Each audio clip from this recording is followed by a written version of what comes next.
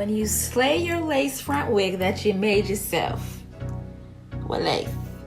What lace?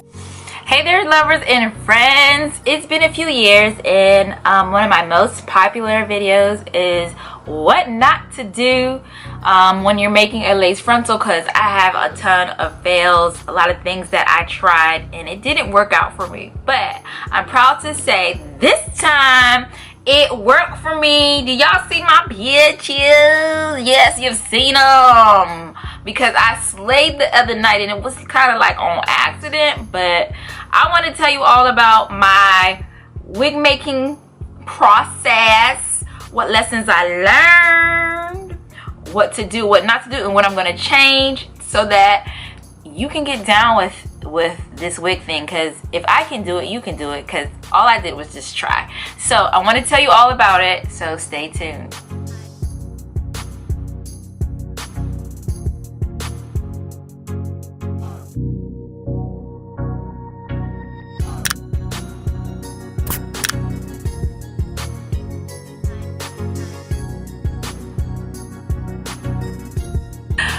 Lovers and friends, I'm about to take this wig off. So that's why I'm coming to y'all. But before, I wanted to give y'all the tea, because this was true success. See the photo.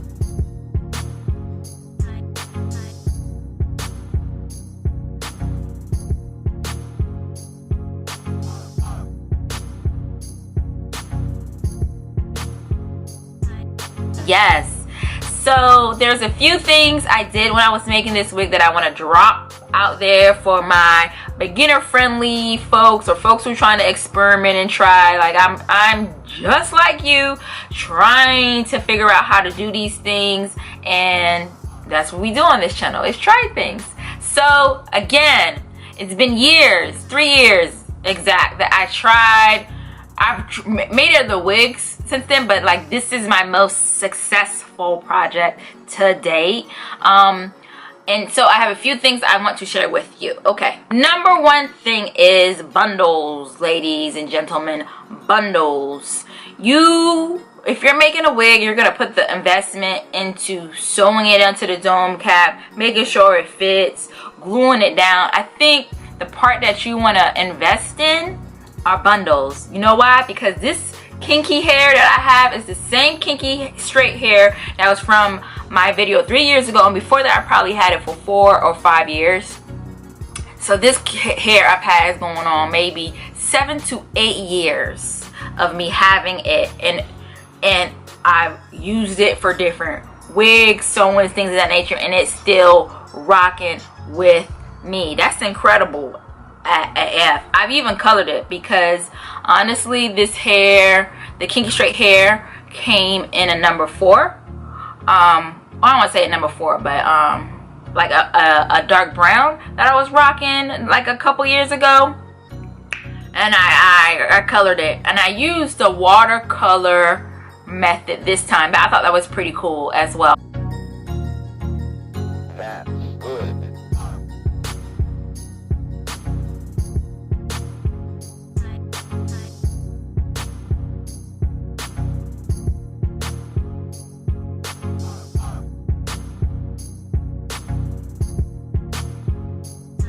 I suggest that. I think that's a really good way to color hair. And you want to have bundles with very good wefts. And the reason being is, I believe that for me, you know, I've tried the whole flip over method thing and blah blah blah blah.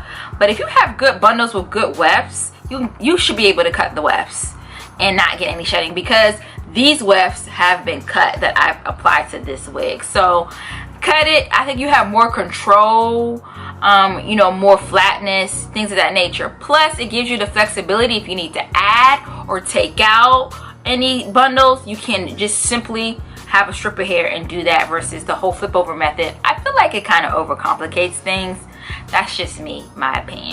Second thing is the dome cap. I did things a little bit differently this time. I like the mesh dome cap. They fit really nice. It's just a little too big for my head, and my wigs kept coming out big. This one still is a little big, but I got the elastic band. But to fix that is, again, put the dome cap on your head, stretch the frontal over it, and see how you can align it to coming above right here on your ears, right here, and mark it. And then when you're sewing it down, you sew it to that fit. Make sure you're leaving enough edge on front of it where you can kind of get those M's, right? So a pin here, lace is up here. It kind of looks like an M. I learned that from Erica J. She has some good tips too.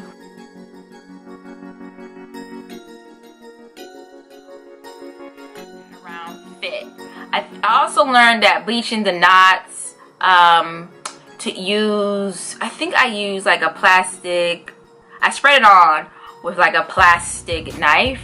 That was cool. Plus the watercolor method also makes it a little bit easier not to get the color onto the lace. So that made for a pretty good thing.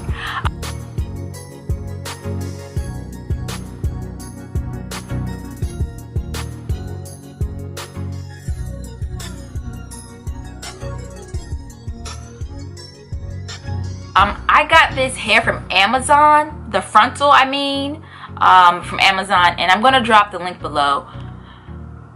Amazing hair on it, amazing thick, beautiful, kinky straight hair. I got 20 inches. Like it was just so full. It just totally impressed me, and totally impressed me. And it came pre-plucked, so I literally, what you're seeing is not even me plucking it. I mean, to prove, like, here it comes with baby hairs, but I didn't even use them joints. I didn't even cut them out because y'all know, like, I just like to wear my hair back or whatever. I also have a problem laying my track, so going back to like cutting the hair, I think it helps you lay it better. And then I use the markers to help me, you know, lay and know when to turn and things of that nature. So I highly suggest that.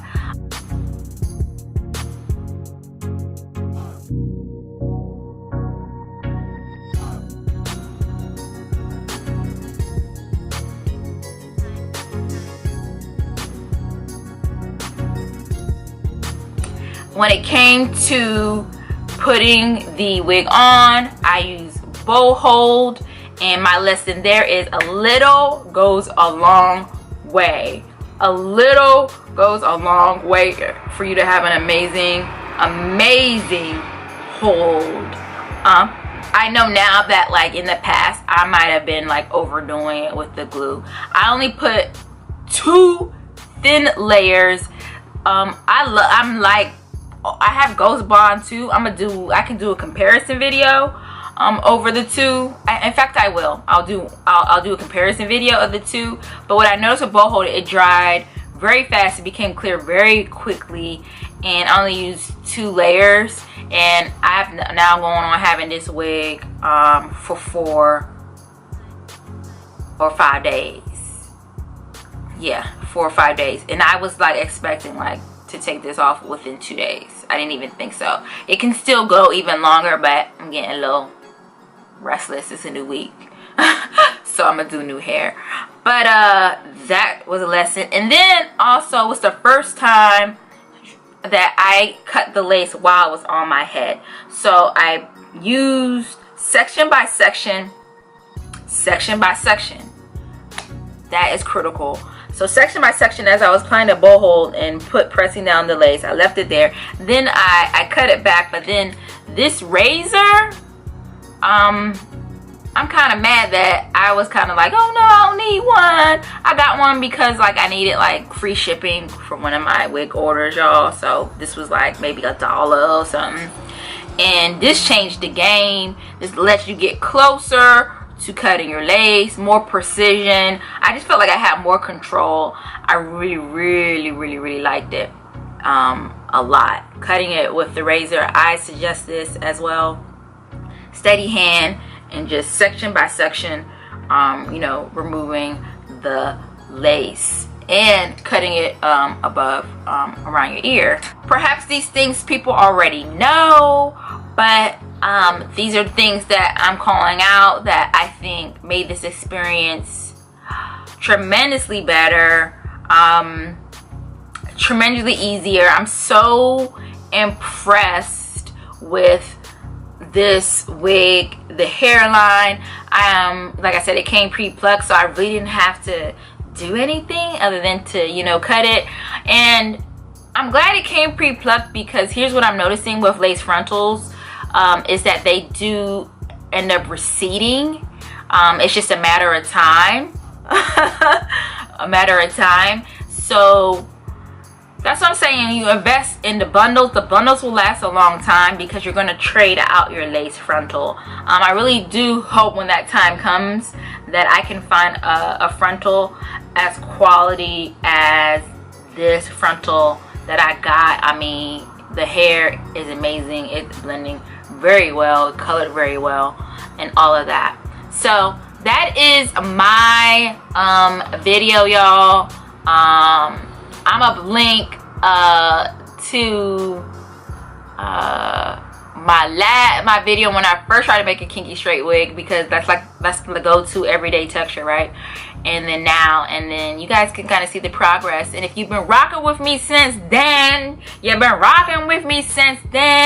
leave a thumbs up, because y'all know I made some progress, and I just appreciate y'all being here for the journey. I'm not a pro yet, but you know, hey, your girl is getting it, okay? All right, lovers and friends, thank you so much for watching. See you soon.